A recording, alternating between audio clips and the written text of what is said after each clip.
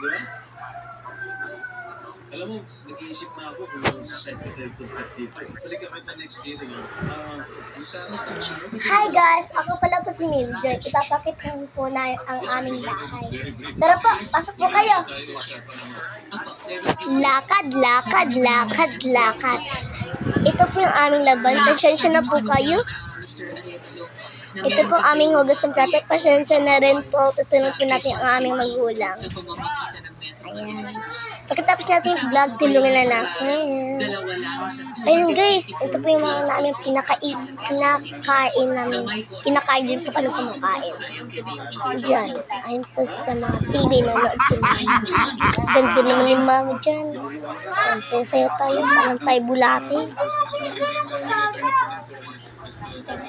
Dasal nyo na tayo guys. Yun ba yung sa Barangay Marillo sa Quezon City?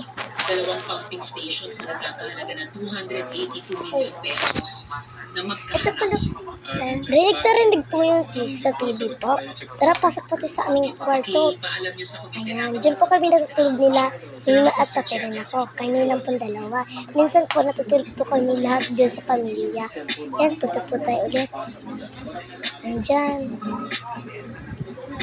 Binuksan namin aming ilaw tapos dapat na ako kasi pati sa aming banyo. Ayun po yung cabinet.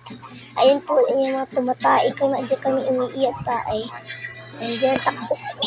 Natatakot talaga ako guys. Ayan. Punta naman tayo doon. Tapos dito na tayo. Bye-bye. Bye-bye. 77 million, 77 Bye-bye po. million, 77 million. Bye-bye. Love you.